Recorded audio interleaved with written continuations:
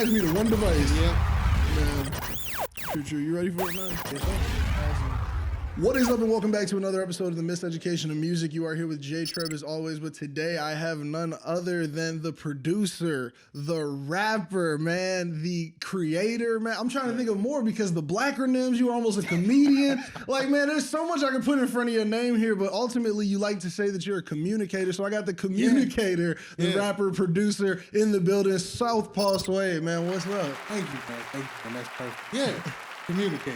It gets across everything. It's under one umbrella, man. I heard you say that on one of your interviews, and it really stuck with me because I was like, man, I think that like that's just, it culminates so much more than just trying to make a beat or just, you know, like put some words on a page. It's like, no, I'm trying to convey something every time. I'm trying to give you something, man. Absolutely. Your music does that for me, so I'm so glad to have you on the show, man. I want to give you your flowers first, just off the bat. Your music is everywhere. I'm talking anybody who's anybody in Chicago got a Swade on the track beat. If you've heard that tag, it is this guy right here, man. And you are going crazy. And on top of that, you drop your own music that's insane. You got this new single, Disciple, that goes crazy. With an interesting story behind the artwork too. Man, we got to dive into it. I love to start at the beginning, man. How did you get involved in all of this music? Man, so like in the beginning? Yeah, the beginning, man. My granddad is like this cool player, like smooth nigga from the 70s. Oh yeah, right? no, I feel you. You know just what I'm saying? like when I'm imagining the old heads in my family. Like just that one smooth nigga. Like pinky ring nigga, like you know what I'm saying? That guy.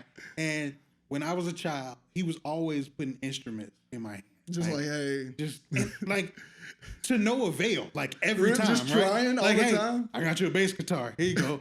And I'm like, I don't think I've ever just been handed a bass guitar. It's like I'm gonna play football. I'm gonna go outside. Oh so, man, that's like, great. I love the indoor music stuff. I was the one who didn't want to be outside. And I had the parents giving me sports all the time. He got me a keyboard. He got me a lead guitar, a bass guitar. Man, you had a band. You had your own used one man band in the crib. The crazy thing, like I always love that man for this because I didn't grab on to any of it at that. Not one of those cards. Like he was wasting his money. He was wasting his money. He was giving you options though. He was giving me options. Yeah, and I don't know what I think he just thought this would be a good idea. Yeah. Like I always sat with him. What if he's a prodigy? Yeah. What if? You gonna pick up one of these and your ears just gonna click, man. It's over with. Like I would sit with him, listen to the OJs, listen to Smokey Robinson, like also Smokey Norfolk, mom. But you know, like just like the classics, bro. Like he would sit down. Like my image of being an adult at one point was like sitting back, listening to Motown and sipping scotch. I'm not gonna lie, that's damn near my life on some days. I put the record player on. I got all the old hits. Yeah. You just like, let me just grab a little glass or something. Yeah. I'd argue that's still my idea of being just grown. Like that's grown in my head. That's grown. It's hella grown. So that was like, that's what made me really interested in music. Definitely. Right? You had all the instruments, but it was like, I don't know exactly what I want to do with them, but we in the right genre. Yeah. Like we in the right area. Don't stop. It was crazy because I really just put it all off to the side. Like I was like, thanks. I played with it for a couple of weeks, mess around with it, and then be like, back to outside. Sorry. It's like there's way cooler stuff happening at the football field. It's like I could go hit people. Like I'm gonna go do that. I can go get out aggression in sports. I don't know how to put it in music. And we're talking real a different young. channeling. Yeah, we're talking like I'm like 7, 8. Wow. Like okay, so this is super young. early. Yeah. Did any instrument stick for you? Nothing stuck, bro, until I was in the 5th grade, and of all things, I started playing the viola. The viola, okay. Not the violin. Oh yeah, no, not a cello. Wild. A viola. That's wild, man. And that. How did you say like in band, school bands? 5th grade is usually school band time. That's when my mom was like, "Pick one. You're doing this." Like that's no pretty choice. much what that was. Okay, I feel you. Okay, yeah, similar there. Music is not an option. Yeah, like my mom, we rented it. We weren't gonna be able to like, just buy it outright. Oh yeah, no, I rented a trumpet, bro. Yeah. I know this. You telling the story right here, bro. And then like, so in between my granddad and the viola, like I'm around my mom. My mom loves R&B. Like my mom, big R&B head at the time. Like that's what's up. We talking, if you name them, that's what she was. Tank, Brandy, everybody, right? If it was R&B, Jagged Edge, like it was in the car, and I was singing the songs that I had no business singing. Yeah, I had no clue what these were about. And then when I would be with my dad, which wasn't all the time, but when I was, it would be my dad and my uncles, and they playing Outkast, they playing UGK, they playing, you know what I'm saying? Straight Like, Southern. yes, bro. Like, so those three pillars are kind of like what I think molded my taste. That's so interesting. I can hear the influence though across all your music. I mean, just thinking about some of your lyrics or thinking about track names, like you really have an influence from each one of those sections. I mean, we were listening to some of your tracks, and the quick rap interlude came on, and it's got a different influence than even the ones you named. Like you can pull from so many genres and create your own energy in there. So, I mean, going off of this, I guess my question here is, how did you learn to pull all those together to create a Swade sound? What's that time? So when I actually I was rapping before I started making beats. Okay. And rapping over other people's stuff? Yeah, like this is like SoundClick. Oh yeah, okay. Remember? Yeah, like super early era. Yeah. Let me get my LimeWire beat and get it all together. Yeah, like all of that going on. So like, but then I realized like beats actually cost money. I'm a 15-year-old. I don't have money. So I had a stepdad at the time who ended up buying me like a Casio keyboard. Okay. With the program options on there? It had like 4 recordable tracks. Oh man, it was over. And it was over. That's where it all all you started. Need for your imagination, man. Where it all started. Them beats was trash, but they were great to me. Man, that's all that matters. Look, it was not trash at a moment. Right. When you first did it, you were like, nah, man, it's the best thing. Hardest shit out. Yeah. Hardest shit out. Can't tell me nothing.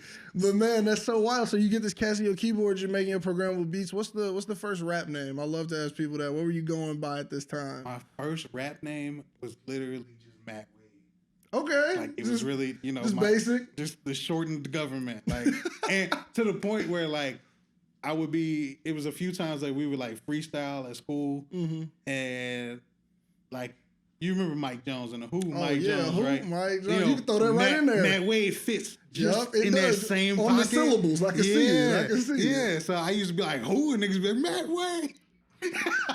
Man, that's beautiful. I can see it with big t-shirts and all right now. Right. I can see it all. Yeah, that's so dope. So that's around 15 where I'm heavily doing the music. I'm also like heavily in church.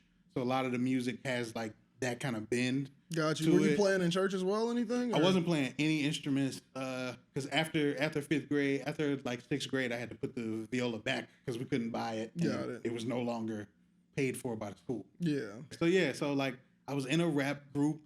With a couple of friends. We were just kind of traveling around the state. Like when I think about it, I'm like, man, like we was really kind of like getting to it. Not in any way that anybody would recognize outside of us. No, dude, it only matters. You was hitting the tri-state hard. Yeah, bro. The tri-state knew you. Florida, Georgia, a little bit of Alabama. Oh man, niggas do. Hey, that's 3 states. I would be honest, man. To do something that young, I feel like it puts a bug in you almost, where you're like, well, I know it can take me somewhere. Yeah, if I could go there, then. Yeah, now those early raps, were you making the beats, or were you just like in this group, just the rapper? I started out as just one of the rappers, and one of the homies was making the beats, and I kind of had this feeling that like the beats ain't really there. It's like, man, you like, almost there. It's like you almost there. With your hi-hats. Yeah. It's just like, let me try. And then like from the first time I made a beat, I was like, oh yeah, no, I have to do both of them. It's like I can't stop. I feel like I have so much to do in each craft. Yeah. Now that's awesome. Now this is during your high school time, right? So this is all during teenage years. Yeah. How did it progress from there? Because in one of the interviews, you said you went and got a film degree. So like, you went to school during that time. How was the rap progressing while trying to pursue a film degree during that? So funny enough, like we were doing a lot of stuff, in Florida, and I never really told people. Like I wasn't like a big promoter. Oh, you weren't like in school? Like y'all know that I was just touring. Right. I was just in Bama, bro. Yeah. Like they know me over there. Like you weren't in school like that at the lunch table? I would have been. That's why they didn't give it to me. That's why I didn't get the gifts. I was in college, taking classes, and I would go to an open mic every once in a while. Do a little something, always to, a good response. Yeah. But I don't know. I think some of it was like self-limiting, and then other parts of it was really just like I didn't know that like I needed to be telling people. Yeah, it was like I had to tell y'all I was working. Yeah, like, y'all don't just find my art, right?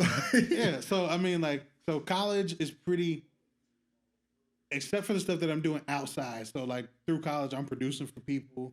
I'm putting out some music, not a whole lot, but me and the homies run a studio. Like that's awesome. We rented out a commercial building. Like we was getting to it. Man, that's what, you have so many things in this story that you're saying casually. Like casually doing 3 state tours in high school, casually renting commercial buildings. How was that process? What was it like? I'm sure that probably formed a lot of just how you approach your music now, owning that studio space. What was it like during that time? Man, so it was great. Just learning the process of like learning the gear, I've recorded a lot of stuff that nobody will ever hear. Man. You know what I'm saying? But it was like all of that was training me for the space that I'm in now. Yeah, you know it was like, getting you ready for something you couldn't have even imagined. Yeah. So it's like, crazy. You know, all of that time, like they talk about the 10,000 hours, we was putting them in, but we wasn't even intentionally putting them in. It was like we accidentally did 10,000 hours in the game. Because we just loved it. Like nobody had to tell us, yo, you need to be in the studio. You got to do this. You got to do that. We was like, we don't know where a studio is. Let's put some money together and build one. Man. Like, we were doing like... And what time period is this? Like, give me some years if you don't mind. I graduated from college in 2015, like officially. So, so we talking... I graduated high school in 2009. Okay. So, you know, I got kicked out for a year. You know what I'm saying? It's you did it. Yeah. Congratulations. I got it. You know what I'm saying? Who cares about the rest of that? But so it's in that time period. We're really talking like 2008 to 2015 is like you know this time where we run in the studio. Man, y'all was getting to it. Yeah, we doing like sound reinforcement because we did that in the church. So like we learned on the AV and all that kind of stuff. Like dude, we learned it. Everybody's just it's foot into the door. It's like there's something to do in the church. It's a training ground for real. Like in situations where you're not necessarily being like taken advantage of because that'll happen too. Oh yeah. Anytime there's volunteers around, somebody. For a good fruit basket, exactly, you can do 5 people's worth of work. Right.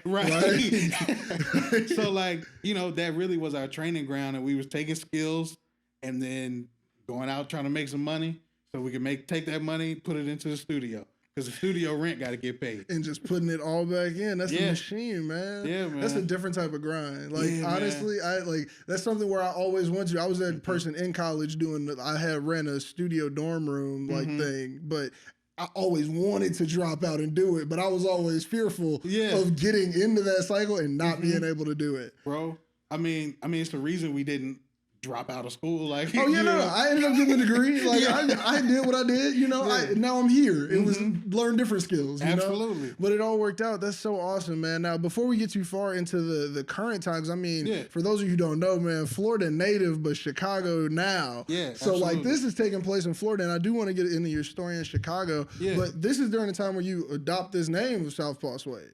Yeah. What does this name mean to you? Like what is it, I guess? So I mean, Swade itself, like the inception of it, has been like a childhood nickname, and it's a couple people who have debates about it. But I'm like, it's my name, so I know where it came from. Real story, So it really came from one day. Like I said, my rap name used to be Matt Wade, right? Okay. So like one day, I was with some homies. We kind of just kicking it, freestyling, not seriously at all. Like we really just everybody just joking around. Everybody's joking and laughing. And I said the worst rap line of all time. I said the boy so smooth, you should call me Matt Swade. Right? And it was over. It's terrible. It's a terrible rap line. Did somebody else just say, that's your name now? Boy. Man. And I was called Swade from that day to present time. Man, not from the in the car rap, not the weak beat CD bar. We was leaning on the car. Oh man, come on! They was just looking for the joke for the night, and you gave them the wrong bar for it. I gave him the wrong bar, and it turned out to be great though. I was about to say you adopted it, man. Yeah. I mean, it really worked out. And then like you added the Southpaw to it. What was what's the significance there? So like I had said it in a rap before I ever made it. Like, oh yeah, you rapped your name out completely. So this one was a bar that I liked a whole lot more. Okay, but I had said it in a rap before officially changing it to my name. What is it? It's in what's the name of that song? It's on my 3-piece project. Oh man. Headland and Delow. Headland and Delow, yeah. Oh man, I got questions about that. Actually, no. It was the first time I said it was on Have a Nice Day, and it was postmortem. Okay. I said Southpaw Swade, nigga, watch for the hook. Okay, and it was over. You were like, "Oh man, I like that." It looked like it was gonna look nice in text, like you could see it in your head. And then at the time, we were having this problem where I would upload music, and it would end up on other people's pages because I didn't know it was like a few other niggas named Swade. And that's a huge issue that I think Apple Music has with anybody who wants to go by. I would assume like a regular name to them, but it's like you all need to be able to identify these better, man, and especially like when you got to go through like an independent distributor. Yeah, because so like, I found some of your music under the name Swade as well. Like not all of it is under. Yeah, I was releasing music as Swade for a while, and then we kind of realized it came to a point where it was like, I got to do something else, or my music's gonna keep getting buried under these people who. And you were like, I've got a bar that I really like. Yeah, let's just go ahead and throw that in there. Absolutely. So, and I'm left-handed. So, okay. That's what I was gonna ask. Yeah. This was all culminating. Yeah. Are you right-handed? Because I was about to say it's wild. If you were right-handed. And then back to my grandfather, he also taught me how to box. So like, man, Southpaw. Yeah. Man, so come on. The salutes are everywhere. Exactly. So it just kind of like, it all kind of just worked together. And then later in life, I found out that Swade was also my father's nickname as a child. Oh, man. And this was like, we ain't never talked about it. No, you know, just like I love. Maybe he had a bad rap bar too. Maybe he did. Like maybe he was with his homies, and they were like, "Man, didn't work out for that bar, but just wait now." Exactly. So and like I never knew that until we just kind of had a conversation, and he was like, "They used to call me that in school," and I was like, "No, man, wait." So like it's too much like perfect about it. Yeah, no, it works out so great. I think it conveys the message as well, dude. It's one of the coolest names out there. I mean, you get off some of the coolest like at names like Swade in the Water, like dude, like I wish I could, that's church again, Wade in the Water. That's what I'm saying. It fits so perfectly. That's so dope. Now back to just your story before we dive into these new singles and this music you're dropping. Yeah. You came to Chicago after that, man. So I mean, like.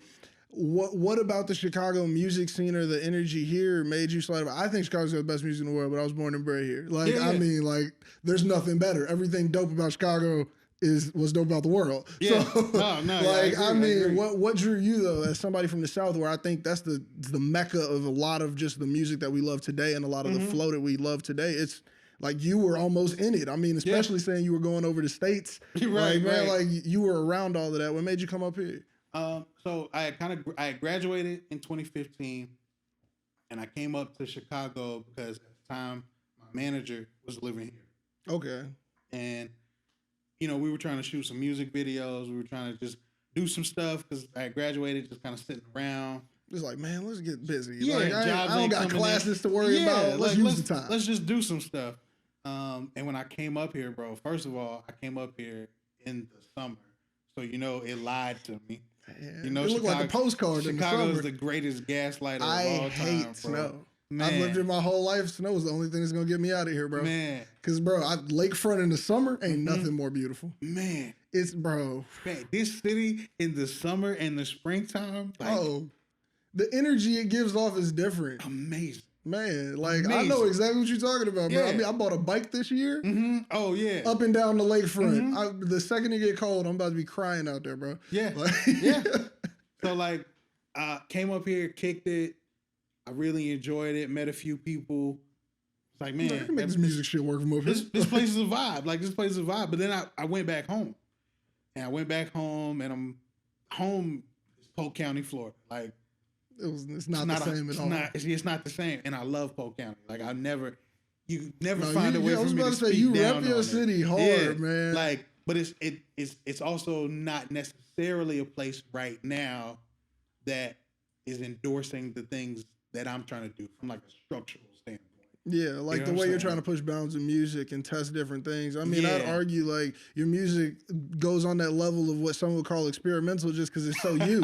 Like it's like who else could do that shit? Yeah. It's like who else could do that shit? It's like you're creating things that I would call very new when I hear them. And I feel like maybe that's why Chicago looks like a better scene. Because I mean, there's a lot of things here where people can push a bound and no one will look at you a weird way. Mm-hmm. Absolutely. I felt like musically, I fit in with the groups of creatives that I met here more than back home.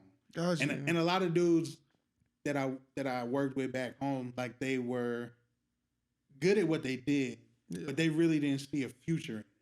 You know, okay. They were kind of just like, you know, like we doing this right now. We doing this right now. One day we're gonna have to get serious. Those people, exactly. I've worked with a lot of them over the time of this, and it really weeds out. Mm-hmm. Time will tell you who's really trying to say like, no, I want to do this. Yeah, and like, from 15, from the first you've been time I made a beat, I was like, nah, this is what I'm doing with my life. Bro. You could not give up. I'd argue like it would be counterproductive. You would put in too many years. Like you put in more years than people put in for college. You put in more years than more people put in for trade work. Like this is you did the work for it.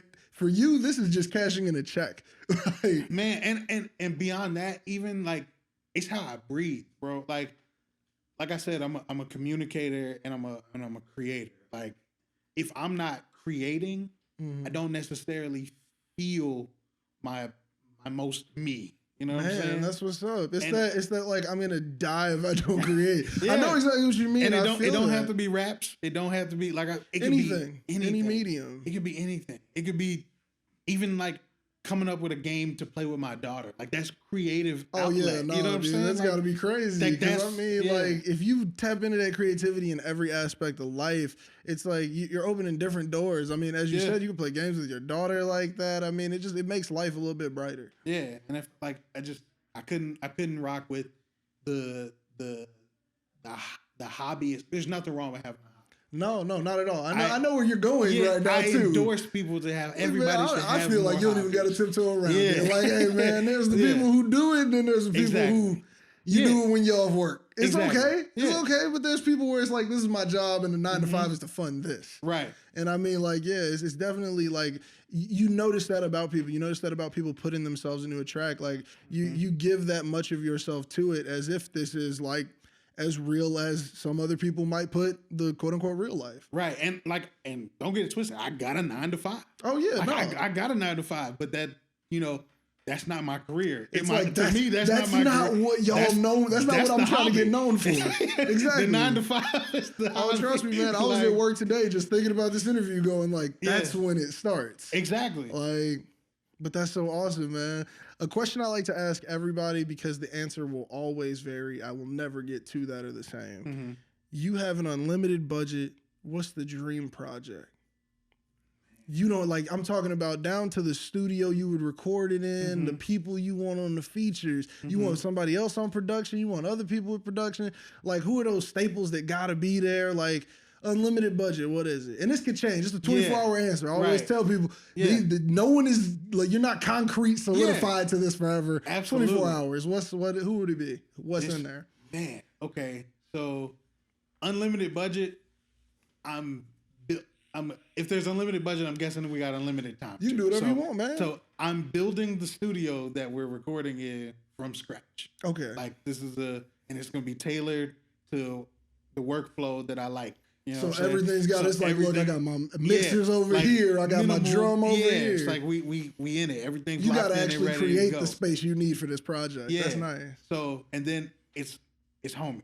So man, the people who are there love that answer. Is the homies. We if anybody you see me work with, they coming. And then like, this is gonna be hotter than a compilation album, bro. Man, yeah, they gonna be in there. Like because the dream album I create would be something along the lines of like something that creates a world like Twisted Fantasy. and there's so many different where it's pockets like, and you know okay, I see where you're going already. The homies are coming, and then I'm gonna ask Tank to show up, and I'm probably gonna ask the homies, but I need Tank. I need Tank to show up. You need a 3 stacks feature. Now, multiple people do say they want the 3 stacks. If you can get whatever you want, 3 stacks there. He don't got maybe he not don't on even the, have to rap, bro. He might get on a track. He might pull out some double flute. He might pull out the guitar. Whatever he do is going on the project, though. He might just be humming. He might just hum. It's going on the project. He gonna do a scribble in the corner. It's not artwork. I need 3 stacks and I need Big Boy there. Okay. Who else is coming through? Definitely. I feel like you can't do a project and not like I can't do a project and not get somebody like maybe like a Yolanda Adams. Oh, you need that one. Like That's that one song on the back end. Yeah, I need that one. Like, I missed that time period. Yeah. Like that one church track. That one church track. I need that one that my mama gonna be like, I like the other stuff. That's the one she play for a friend. That's the y'all. I need that one. It's gonna be some organs in there. My man Nico gonna be in there playing. It's gonna start smooth. Yeah. So that's probably the dream project right there. Like that's awesome. Yeah. Now, you didn't mention anybody on production, so I'm assuming that's all you. You want the workflow for that, or you mean that by the homies too? When I say the homies, that's everybody down the line, not just features for rapping. We talking homie Kardec, we talking Thilo, we talking Nico, we talking. And shout out to these people because I'm finding out as listening to your music about these producers, and they're all great. Yeah, bro. Everybody your name. Yeah, bro. Like honestly, like I know what I bring to the table, and I know what I'm really good at, but I feel like the people around me, like these niggas are stars. They might not be. All of y'all. They might not be the most popular people by whatever metric you want to use. But yeah, I was about to say, what metrics are we using? I don't like because in my opinion, these are stars, bro. Yeah, man. Like so it's all homies. Like I don't need too much outside stuff. That's gonna be a beautiful project right there, man. Like I hope you get that one day. That's one, man. I think that might last more than 24 hours. That's a real answer, man. That's just. You said you wanted to build it from scratch. That's a new answer. Studio from scratch. I've never heard somebody say, "Yo, we gotta get some blueprints going if we're gonna make the dream." It's gotta be right. That's awesome, man. Now, just commendable with the amount of work you've put in over the years. Mm-hmm. Just the amount that you've put into the game, the amount of beats you've made, the amount of times you've rapped, the words you've put down, man. It's so dope to see how much you allow your art to be a part of the world itself. And that's so awesome, and I'm so appreciative. So thank you for sharing your art, man. Yeah, that's so dope. Now, a question I gotta ask my creatives, anybody who comes on the show, how do you keep up with that, man? You are actively creating for other people. You're actively creating for yourself. How do you make sure and foster that creativity so you're not burning yourself out? 2 things. One, it gets hard. Oh yeah, I imagine. I know the volume of beats you're putting out. So, one, it gets difficult. 2, you got to be comfortable saying no to people you love. Oh, okay. And even if they really rock with you, they gonna understand the no. That's what's you know what I'm saying? Like the people that are around me, the people that I feel like are constant collaborators and people that I'm thinking about when I'm making stuff. Mm-hmm. If I tell them, hey man, I cannot do that right now. They not switching up. No sweat. It's just like, oh man, cool. Get you on the next one. Exactly. Like, and that's it. And it's no love lost. There's no feelings hurt. It's we understand. Like you mentioned Xavier earlier. Xavier's one of my best friends. We don't have a lot of music. But everything you all have touched together, never not great. And I heard you on his podcast and just hearing the story of the relationship you all had, I was like, that's so wild. Like, talk about something where it's like, I would have never guessed that y'all lived together for 6 months. Yeah. Like, I would have never guessed that without explicitly hearing you all tell the story. Yeah, man. So like, it's okay. Like being okay with like, if it don't work, that's fine. And we're not going to stop supporting each other. We're not going to hop on a different wave. Yeah. In fact, I'll help you out and get somebody who might even fit better than me in this position. I've done that on plenty of occasions for people. Like, I don't think I'm the one for this, but I know who is. It's like, man, but I put my ear on this and let me tell you, you might want to reach out to. Exactly, man. So like, that's all I ever really want to do. That's how I want to live my life. I try to live my life in that same fashion.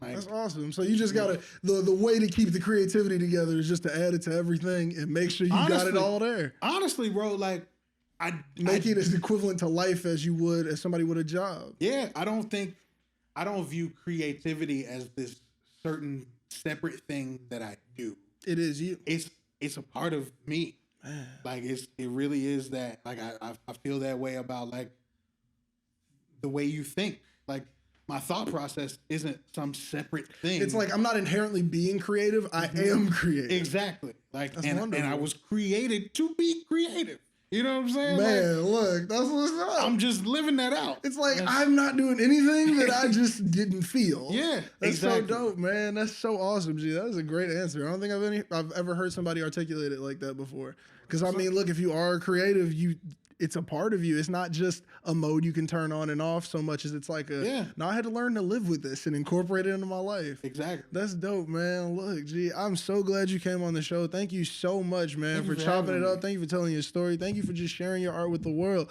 I love to end these episodes out with an outro track from the artist. I'm assuming you want us to end out with this Disciple. Yeah, let's go ahead. We got to end out with that one, man. Let's give him a little story on the tail end here, too. That artwork, man. Yeah. You made that with an AI? I did make not that even made AI. by a human. How did you come up with that idea? What did you type in? How would you give him that? Yeah. What did you type in for a computer to give you that beautiful artwork? Man, I typed so many different I imagine things. it had iterations. Man, it was it might have been 50 different prompts before I got to because they never gets it on the first try. Man, the first try is always just abstract. The AI is not great at making black people. I didn't see them make by some white volume faces. of what's on the internet. Exactly. I didn't see them make some white faces. Like that looked like a real nigga. It's like that's not a real person. Like, that has a social security number. I'm positive. Right. But black people, it's like that's a blob. Yeah. Is that Jabba the Hutt? So I think some of the words in that final prompt was like holy, black woman, peace, some other because these are. I was really just trying to stick to like, what is this song? Yeah, I was about to say you're in the subject matter with these words. Exactly. Like, what is this song about? And what is the whole AI thing really just, I be on the internet, man. Oh yeah, it's cool. Like I've always wanted to use it for something. I have nothing to use it for. But I was like, oh man, once I saw that you did that, I was like, I'll find something. Absolutely. I'm gonna find something to use the AI bot for. But that's so awesome. So man, it's like holy black, and just putting all this together gave you this beautiful artwork that I think actually tells the story of the track a little bit too. I think it actually did get the point across, man. So look, everybody who is at home, make sure you check out the track that you're hearing playing in the background right now. Make sure you go follow Swade on everything, man. Thank you so much for coming on the show again. Play this podcast for your mama, your baby mama, your sister, your dog. Play for your house when you leave. Just keep the podcast playing at all times, man. And thank you all for tuning in. Tune in next week for another episode. Deuce. Looking for a true revival, but I ain't looking